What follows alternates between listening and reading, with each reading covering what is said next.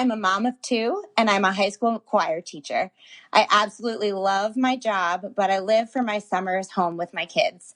My name is Nicole, and I am a miraculous mama.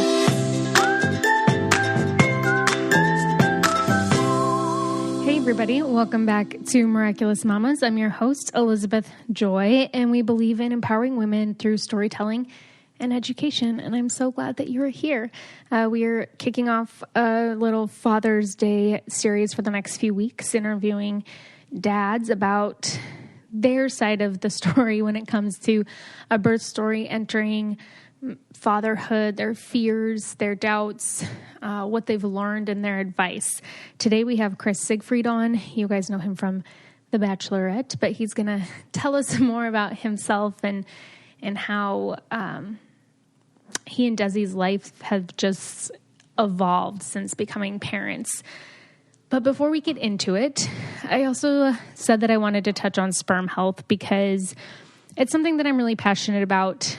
And I'm going to be giving little snippets the next couple of weeks because the burden has fallen on women for so long when it comes to fertility, and it's about 50-50. So, but men often aren't talked about, and their health isn't often taken into consideration. So there's been several clinical studies that have reported that smoking can lower your sperm quality compared to not smoking. It is associated with decrease in sperm counts and total motile sperm cells, and smoking affects your overall health negatively. So also, if you think about it, the baby's getting half of your DNA, right? So I want to be as healthy as I can be because you're actually setting your future child up for their health journey and their health success. And a huge part of that is the sperm. So when you are smoking and you're not healthy, you're already embedding in that DNA issues that can come up later on down the line when it pertains to health. Another factor that affects sperm is drinking alcohol. So we've known for a long time that alcohol consumption during pregnancy at high levels can be linked to some really adverse side effects and is just not good for you. But it is recommended that men stop drinking 6 months before conception for the baby's heart health. Compared to non-drinkers, fathers who drank during the 3 months before conception were 44% more likely to have babies born with congenital heart disease. And congenital heart defects affect nearly 1% of all newborns each year in the United States. That's about 40,000 babies, according to the CDC. And dads who were binge drinkers which is defined as downing 5 or more drinks each session, they're 52% higher likelihood their baby will have a congenital heart defect. So it's pretty crazy. And like for women, for moms who binge drink before conception, there's a 16% higher risk for their babies compared to not drinking. So that statistic falls even higher on the men. Like, yeah, before you get pregnant, you probably shouldn't be binge drinking, but things happen. And for women, it was 16%. For men, it was between 44 and 52. So that's 3 to 4 times higher that they're going to have a baby with a congenital heart defect if they are drinking.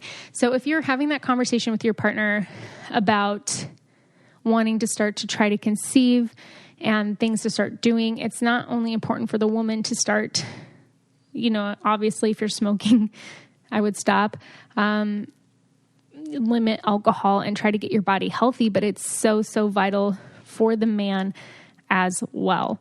Like I said, that sperm is 50% of the DNA, and it is important for your future child's health. So I will give you guys more sperm information in the next episode. Thank you for sticking through this with me. I know that it was super important for Vito and I. I had stopped drinking because of an alcohol allergy, but he cut back a lot as well. I mean, he doesn't drink very much to begin with, but another thing that we did was use a male prenatal vitamin. And we went through a company called Nutraverve, and I reached out to them to get you guys a discount. So if you guys want to check it out, it's Nutraverve, NUTRAVERVE.com, and you can use code MM25 for 25% off. They're an awesome company made in Canada, and they made this amazing male prenatal that Vito and I used. So it's just an added benefit to your health, just as a woman would take a prenatal to start getting those vital nutrients before conception. Men can do the same. All right, enough about Sperm Health.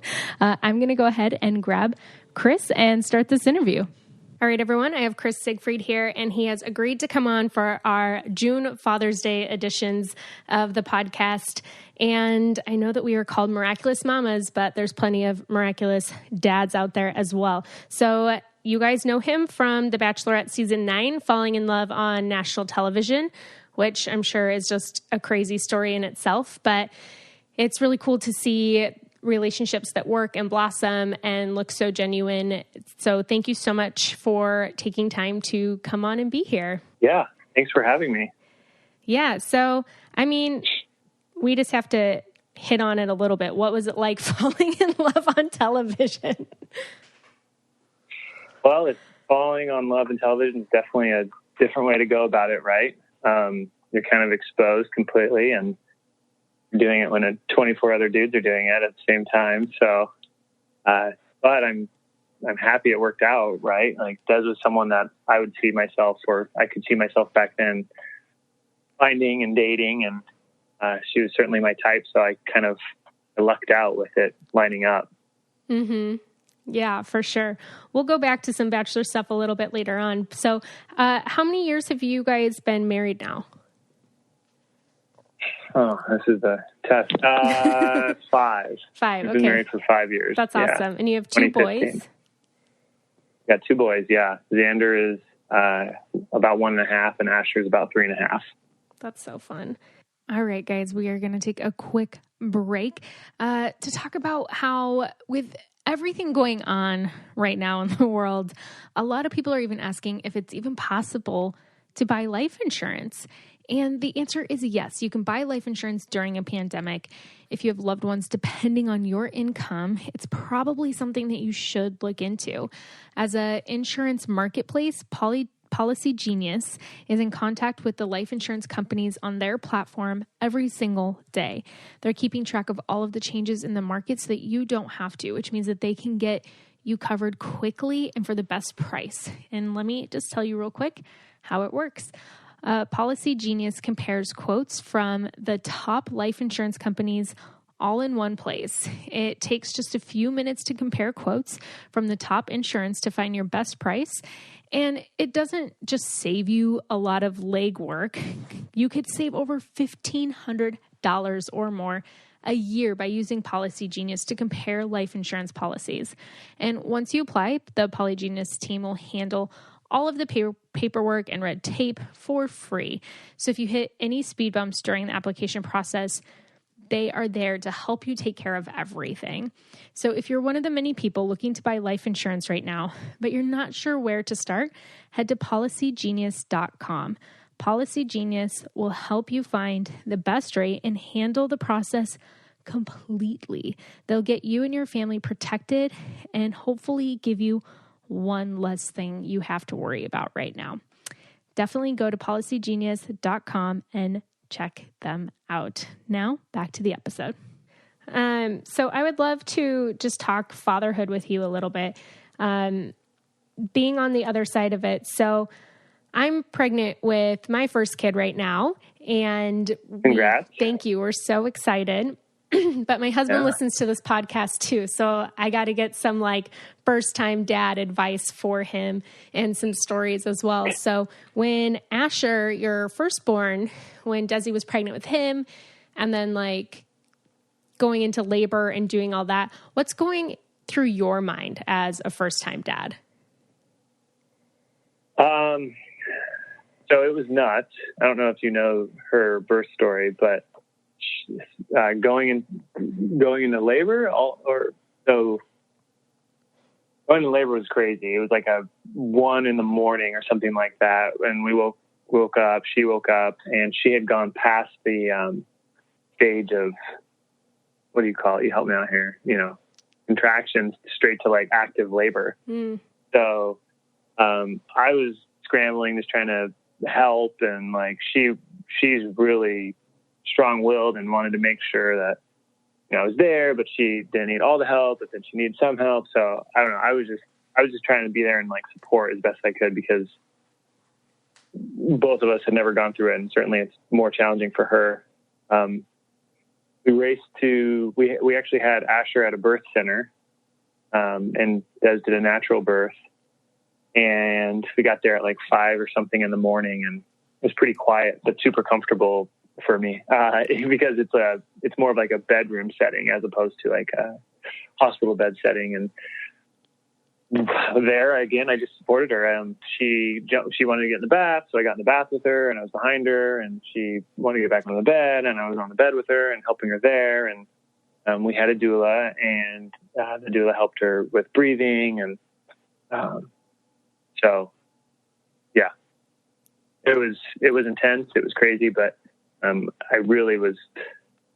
was just a teammate at that point, just kind of trying to be the best I could roll. The doula definitely helped for us too. Yeah, I would actually love to talk about that. So I'm a certified birth doula. It's my passion in my work. So a lot of people think that when you hire a doula that we are going to like replace the partner. A lot of people are scared, like, well, why do we have you there when we have our husband? Like, are you going to replace him, or what's that? So you saying that your doula was helpful, I'd love to kind of have you touch on that a little bit.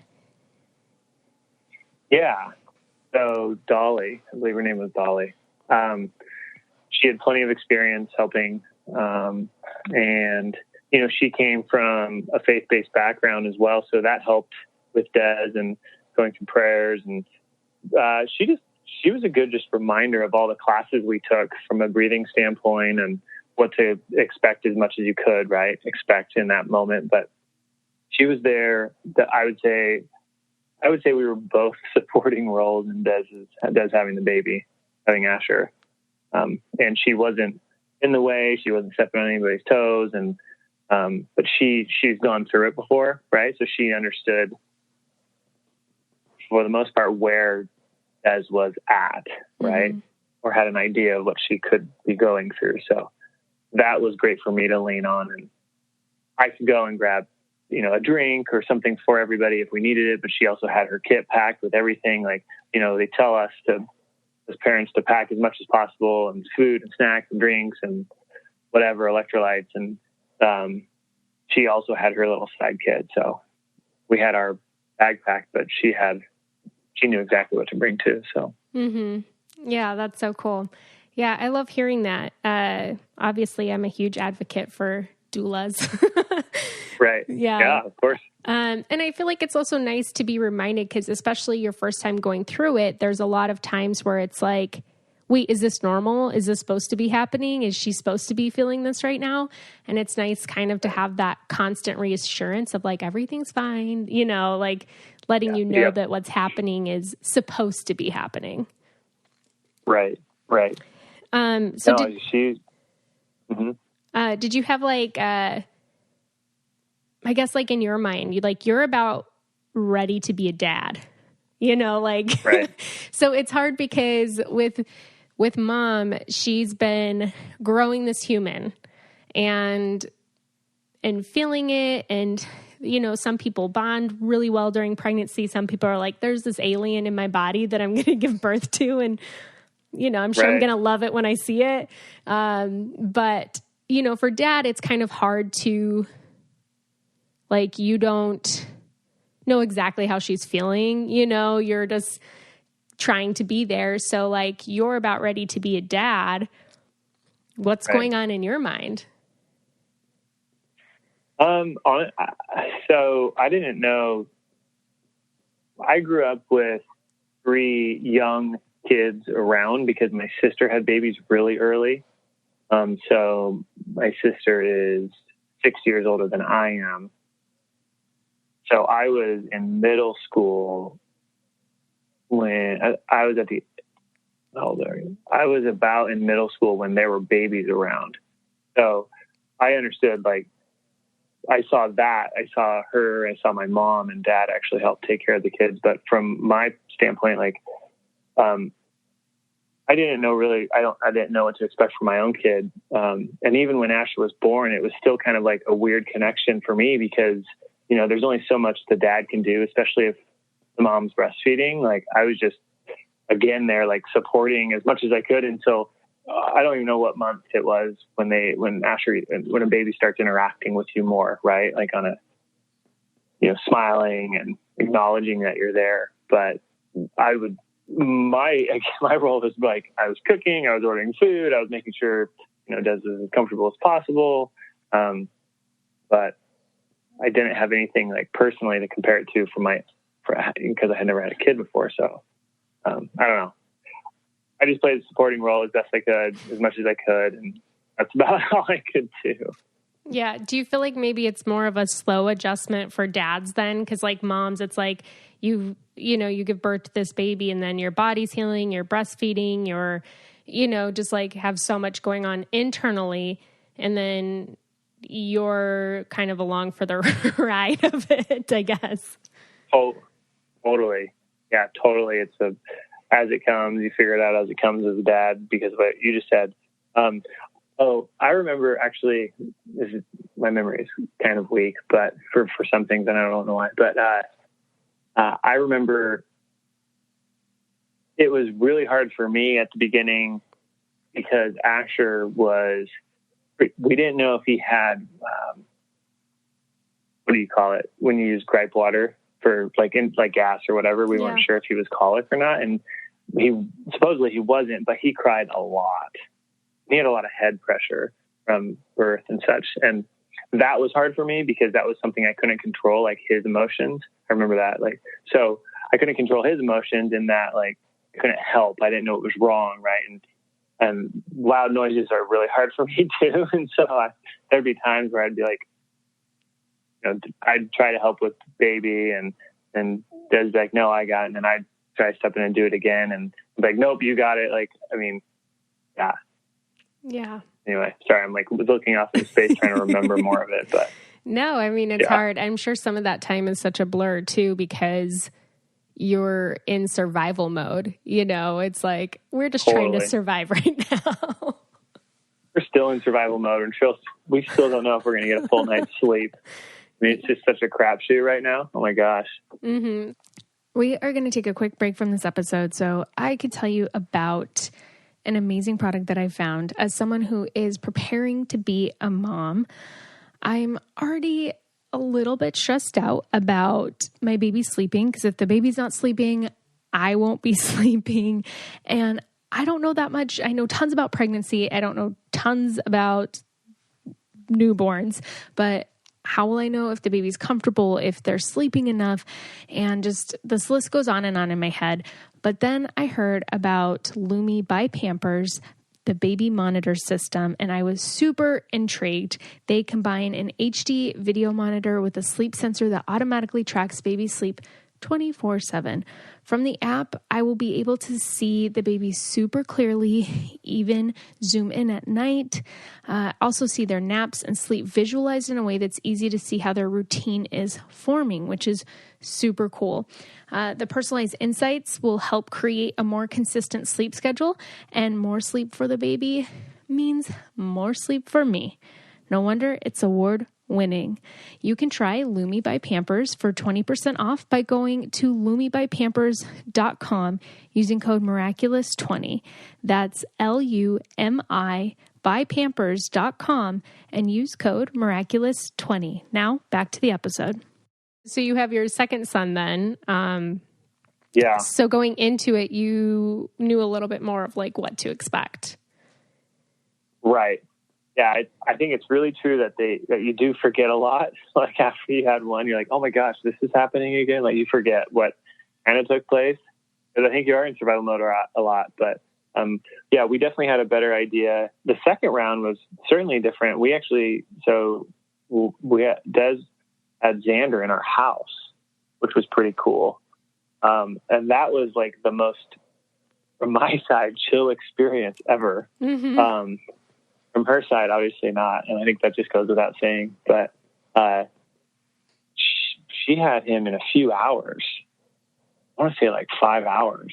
And like an hour after Xander was born, we had like Uber Eats for everybody. We were eating breakfast and we like, it was like we had it, right? Like we got it. And my buddy had picked up Asher and took him out to his cabin, and we were in Seattle at the time, took him out to his cabin with his parents. So he was cool hanging out with his little friend, and we just kind of got to like relish in the moment. And it was, I mean, Des was on a high, right? From having Xander, and same with Asher, you're on this like high. But I think him having a little bit smoother birth was a little bit easier for us the second round, which is like a blessing, right? Yeah, for sure. You never know. Oh, yeah. Well, that's the thing. I mean, birth is completely unpredictable in so many ways. Yeah. We'd be up, our bedroom was upstairs. I'd be downstairs, like getting a glass of water, coming back upstairs. It was just like, it's one of the cooler experiences, I think, if you can have them in a comfortable setting like your house, right? Because it's got to be, I just imagine it would be more calming. I mean, shoot, I could go down to the refrigerator and get something and then come back up, right? And the nice thing was we did have the support with Asher. Like someone was able to take him, so it wasn't, we need to make sure he was okay.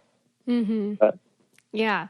Well, I'd love to hear a little bit more of, I guess, so like our birth plan, I guess, with my husband and I is, so I actually am employed by a midwife group that works out of a hospital, and the rooms that they birth out of have like birthing tubs and different things like that. So, and they're very evidence-based and natural-minded.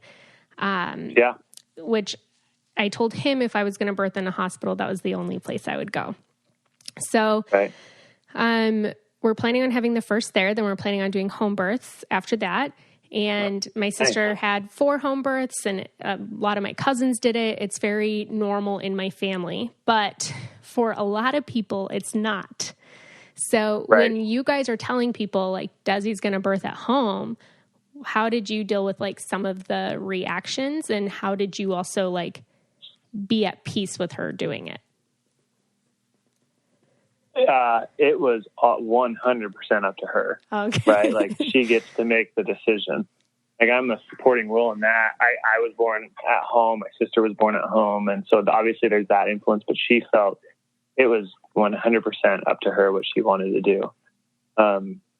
So whether you have it in a hospital or a birthing center or at home, you know, I think the person having the kid gets to make the ultimate decision, right? And wherever you're most comfortable having a baby.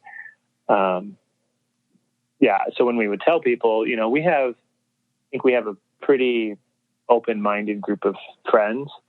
So most, you know, the closest friends are like, oh, okay, that's cool. That makes sense. And then, you know, a couple of our other friends who are open-minded, but still really wouldn't consider having a birth outside of a hospital, were like, that seems crazy. But, you know, overall, everyone was really supportive of it. And I think she was pretty influential with some of our friends too, having similar choices, you know, having a baby at the same birth center, having a baby at home. Like my best friend and his wife did the exact same thing too. And I think Des played a really supporting role in that. Not me, but Des. So yeah, overall we had pretty good support, but in my opinion, since you're asking, I think that we are easily influenced on the decisions to make or to have when we're having babies, because it's an unknown for us, and so we just trust people. But like, there's got to be some sort of like innate primitive feeling that women have, and so like being told what to do in the heat of the moment when you don't have any idea what's about to happen, and I feel like is just an unfair pressure for a lot of people having babies. But, you know, I think there is some innate feeling that you have, right? In my opinion. And you gotta go with that too. You know what I mean? Like, does that make sense? Like, no, it completely makes sense. She knew what she wanted to do, and she felt comfortable and at peace with it. So someone telling her she can't do that I think that was out of the cards. Yeah. No, there definitely is. There's this like primal sense that you have for sure. Right. I definitely believe that. Also, just because a lot of the stories that I read, a lot of the birth stories that I read, when women have told their providers, like, no, like something feels off or something feels wrong. And they're like, oh no, everything looks fine. They're like, no, like something's off or wrong. Like they're always right. They know their bodies, even if it's their first time in labor, you know, and I even know for me, like I am not a paranoid. I hadn't been to the doctor in like 10 years until like this last year. My husband says I go do like my voodoo stuff, which is like go to the chiropractor and rub essential oils on my body. So, I grew up with it, so I get it. Yeah. But being pregnant has definitely changed me because I've been more paranoid about things. And not even necessarily paranoid, just being like, something might be off. Everything might be okay, but I'm going to check just to make sure. Which I've never been that person before. I'm like, okay, I'm going to take a bunch of vitamin C and do this and do that, and I'll be fine. Like, you know, Right. So it's definitely been like, for me, a weird experience because I never and I've called my midwife like, hey, is this normal? Like, I feel like since I'm a doula, I should know, but I don't. Like, is this supposed to be happening, you know? And it's definitely, I feel like you have those instincts, and when you are in labor, those primal instincts definitely take over your body. Right. Yeah, it's a wild and miraculous thing, that's for sure. Yeah. I'm excited. I'm actually like super excited to give birth because like I see it happen all the time. So now I'm like, I know I can do it. And so I'm like, I have 3 more months to go. So I have a ways, but I'm like, I'm just ready to have this baby. Yeah. Good for you. Good for you. Yeah. It's fun. 3 months. So what is it? It's May. Is it May? June, July, end of August? May. Yeah. I'm due the end of August. Cool. Summer baby. It'll be a hot summer. Yeah. Yeah. All right. So we're going to take a quick break from this episode to talk about staying healthy a little bit.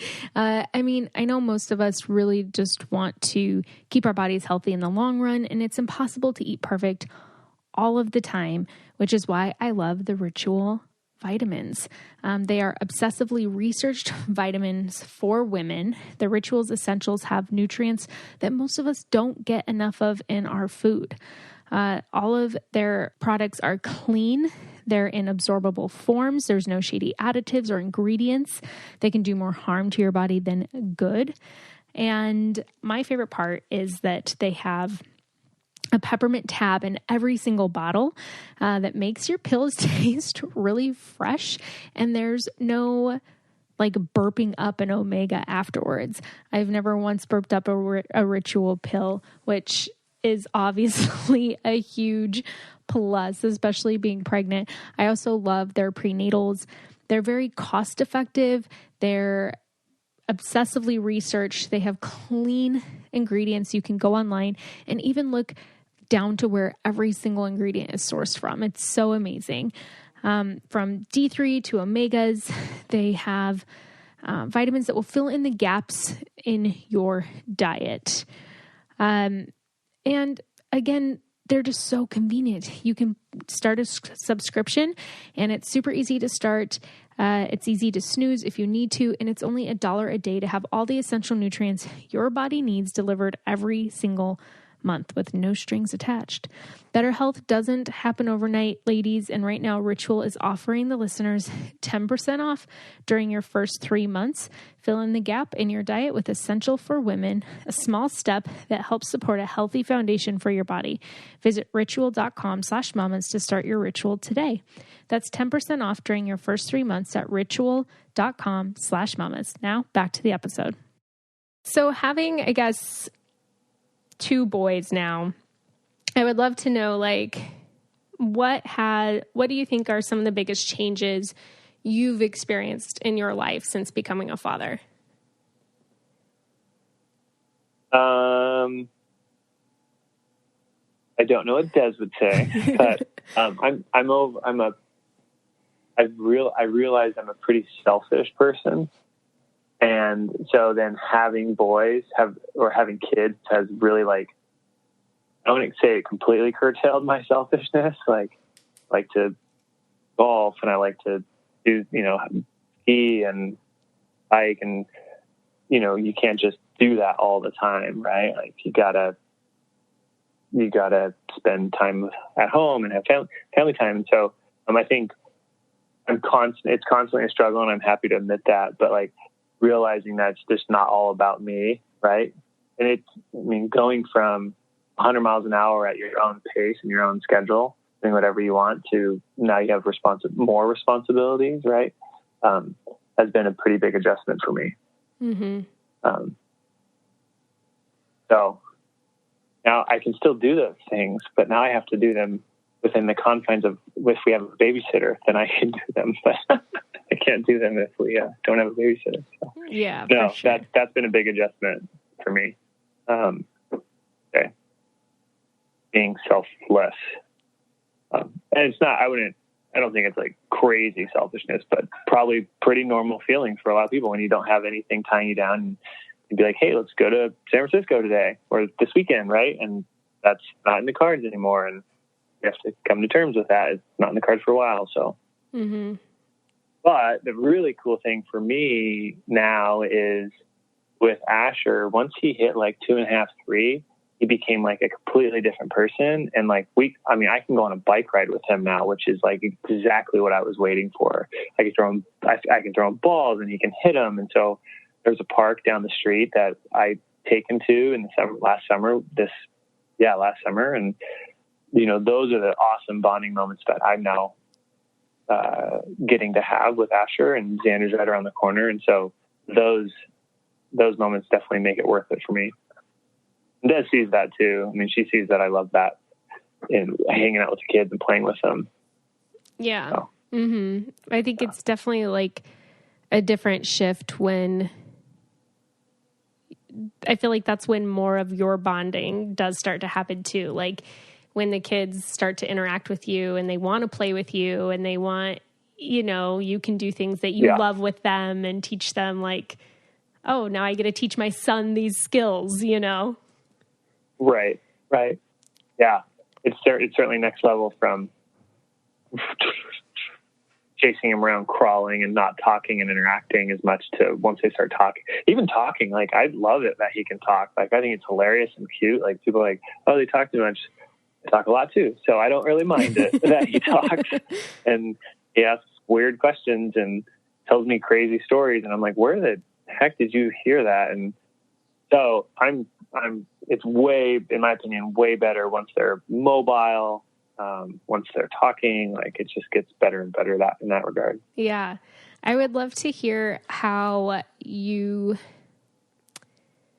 I guess obviously marriage changes with kids, but seeing Desi go from, she's also this amazing businesswoman and has her passion for her wedding dress company, right, which is amazing. But seeing her go from being your wife to being a mom to, having her business and being a mom, how has your view of her grown? I think that with Des, she's a superwoman and she's the chillest person ever. It's amazing to me that her ability to control, she's not anxious, or she certainly doesn't show it. She's calm all the time.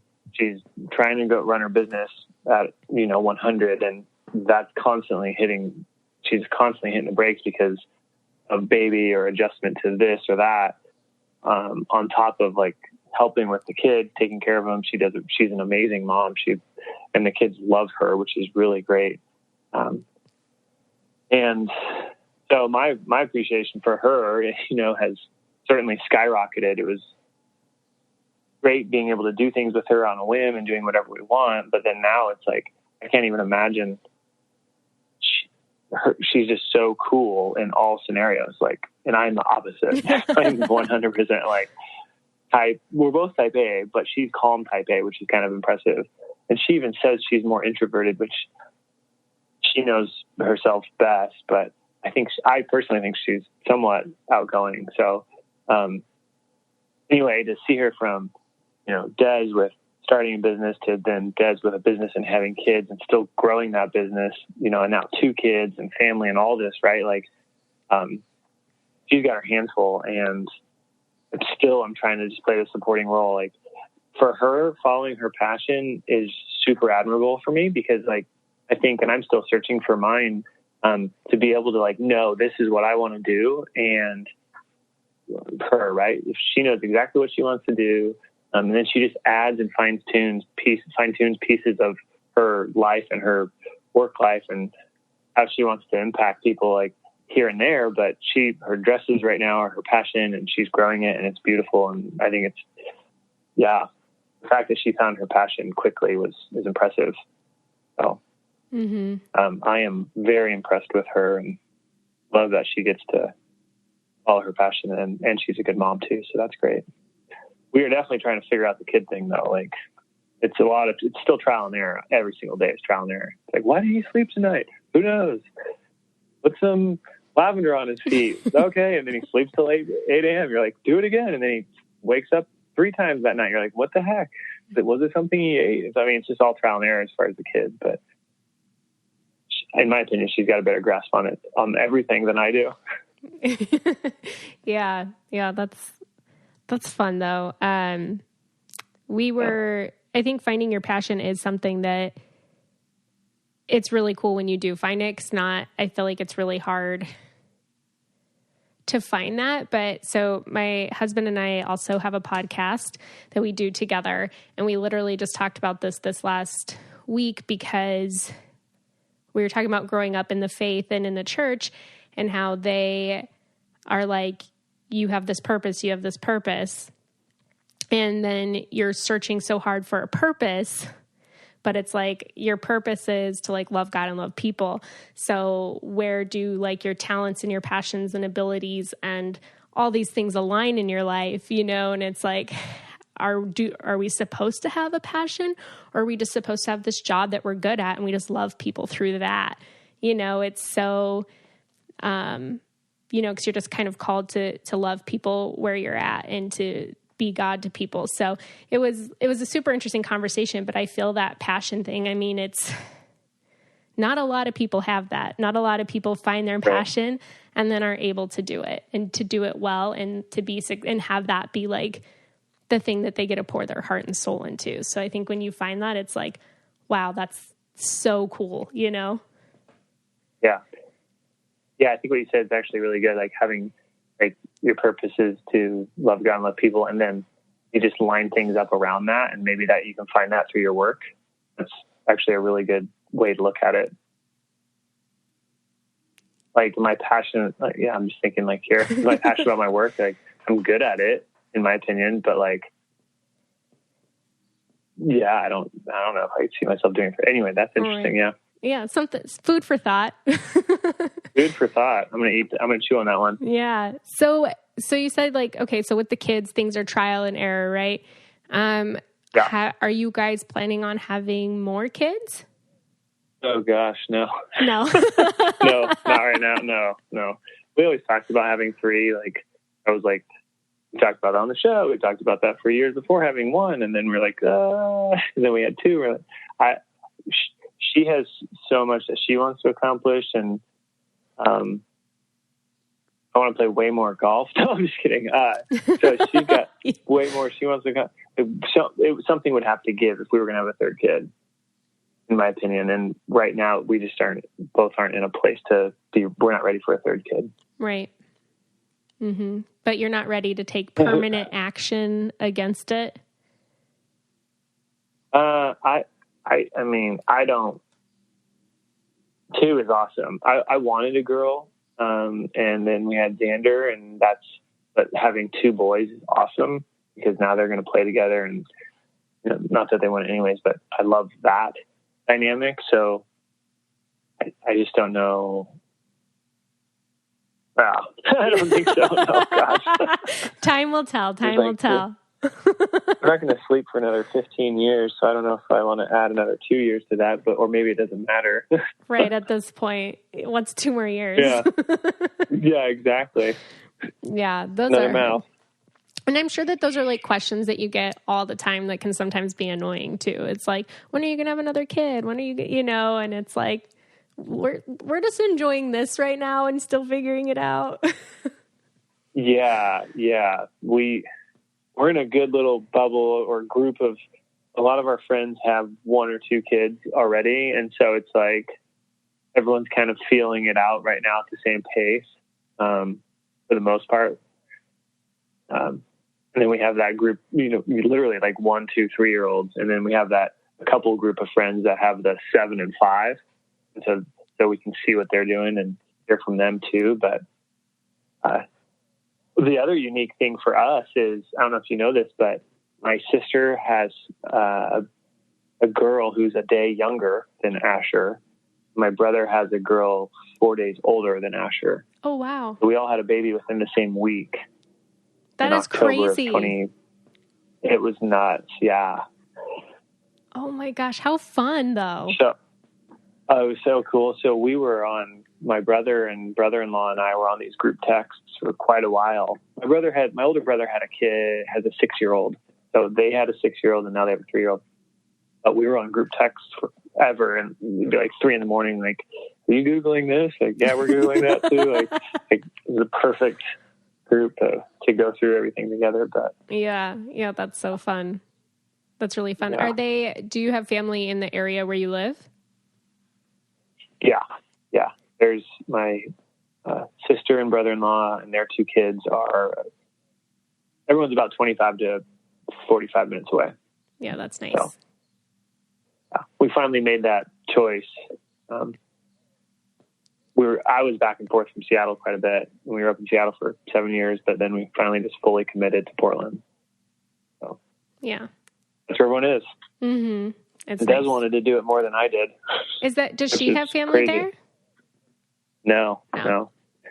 Her family's in Texas. Brother and sister-in-law and their 2 kids are in Texas, and then her mom and dad are in Florida right now. Okay. They couldn't stand the Northwest rain, so yeah, they moved to get to the sun.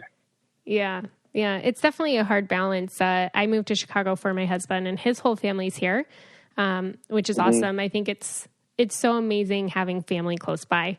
And then my parents and sister are in Texas, and I have a brother in Nebraska and a sister in Indiana. So everybody's like super spread out on my side, but his whole family's here, and it's like, I can't imagine. I have friends who move somewhere and they're all alone and they have kids, and I'm like, I can't imagine doing it without family close by. Yeah, it definitely helps. We got away with it for a couple of years where my parents would have to drive up, or family would drive up 3 hours, which isn't terrible, right? 4 hours, but having them within an hour is definitely a game changer. We committed to it because there's 6 cousins under 6 years old. And so we both didn't grow up with cousins. So we were like, oh, let's give it a try. Let's see if it can work. And so here we are. Yeah, that's awesome. Yeah, thanks. Yeah. That's so cool. So, I guess like now that you have the 2 boys and all of that, looking back on when you were on The Bachelorette and how things are today, would you let your sons go on that TV show? He's going to do what he wants to do. Both of them are. And I will support their decisions. It will be weird, right? Like in 10 years, 12 years, when they find out, I don't know what it's going to talk about a weird story. Like I can, yes, I will let him do what he wants to do or they want to do because it's their choice. But what a weird concept. Like every time I explain to someone, cause they're like, oh, you were with 24 other dudes and they're all kissing her. I'm like, well, I wasn't watching that. Like I didn't see that part as often as you'd think and as much as you do on TV. And I would always tell people back then, and I don't know how I do it because I guess I reverted back to not being able to. I did a really good job compartmentalizing on the show, like relationships and friendships. And so that's what I tell everyone now. It's like you don't know you're monogamous while you're in the dating world until you both commit to each other and say, I'm only going to be with you, right? Especially, I can only imagine in this day and age with all the apps, like you never know until you're fully committed. Mm-hmm. In the Bachelor world, you just are, it's right in front of you, and you choose to not be monogamous, although it's, not as bad, but you choose not being monogamous for quite a while. So I just compartmentalized that and did a pretty good job in my opinion. But when they find out, they're going to be like, what the hell were you doing?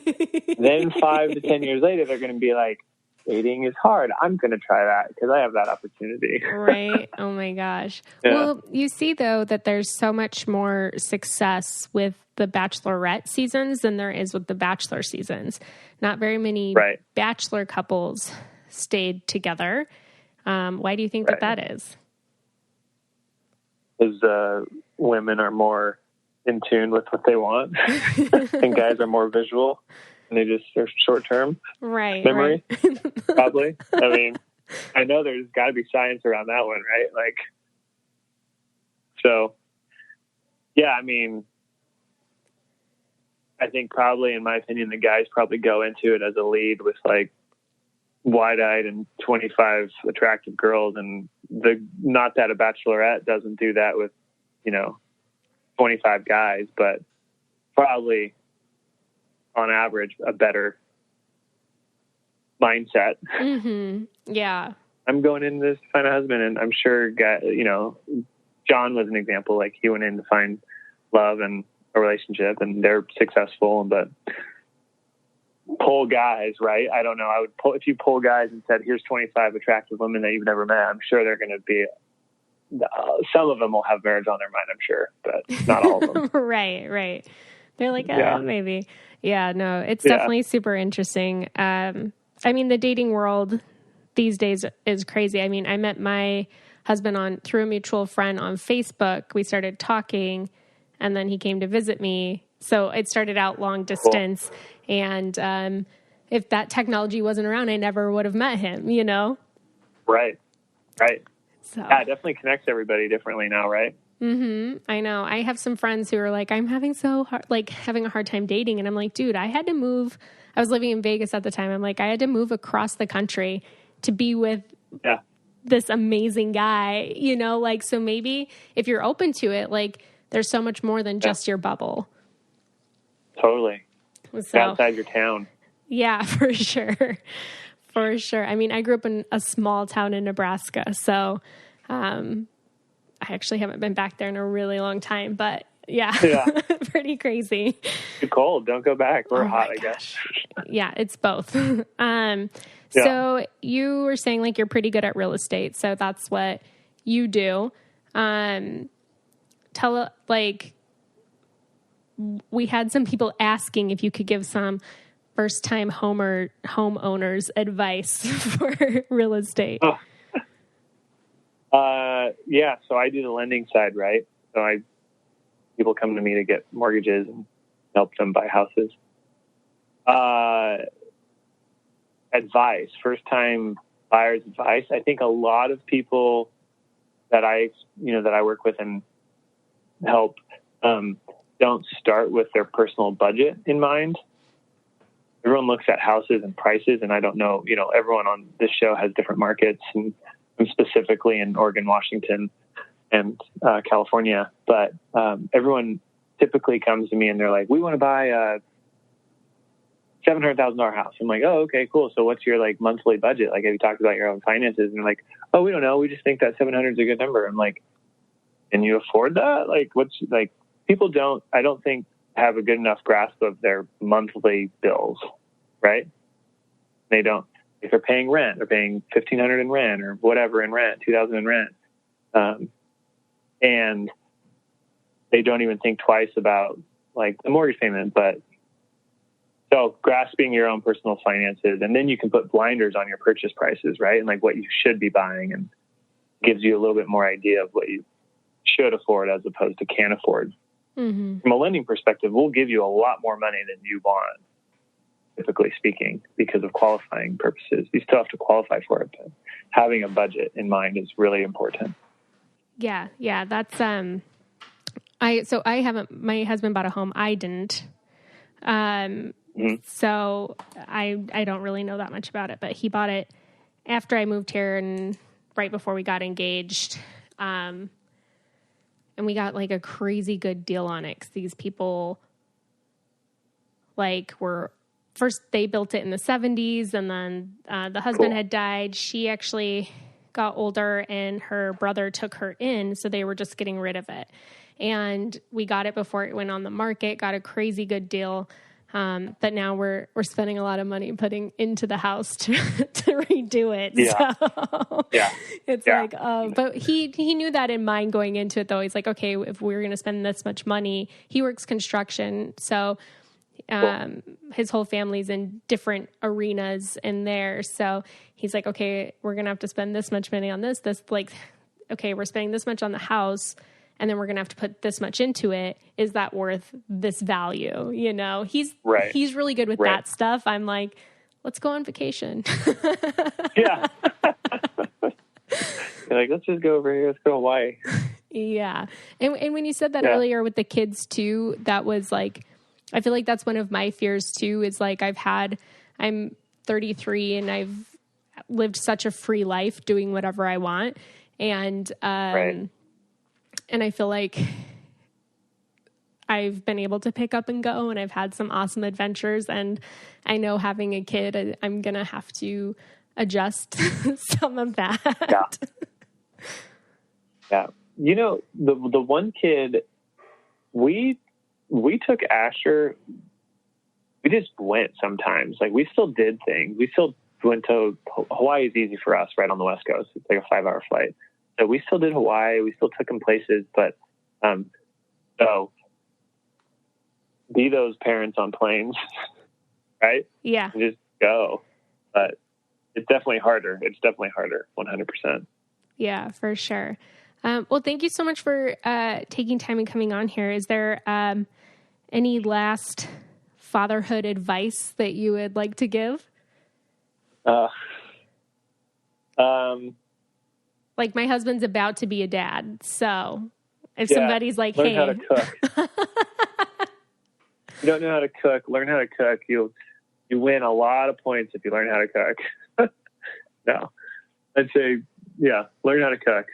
Because there's, like you talked about earlier, right? There's that time period of where the guy doesn't do much. Like, you can only do so much on a day-to-day basis when mom's in mom mode, right? So, like, figuring out how to support that, not just doing takeout all the time. Yeah, for sure. But, well, thank you so much for your time. Yeah, I know that even though people are kind of in a weird quarantine space, it seems like people working from home are busier than ever trying to work and parent, from home at the same time. So thank you so much for your time and for coming on, and tell Desi hi for me. I will. Yeah. Thanks for having me. I'm so grateful for Chris's time to come on and share with us and talk with us and just be so open about his fatherhood journey. Make sure that you guys go and follow his family on Instagram. And if you aren't following the Miraculous Mamas account, go follow that as well. There's always information on the guests that we have on. Plus, I always post in the stories just pregnancy information, parenting information, baby information, whatever I can find on Instagram. I try to post up there. And make sure that you check out our Miraculous Mamas Facebook group. They are amazing. The women in that group are absolutely awesome, and I love them so much. So definitely check those out.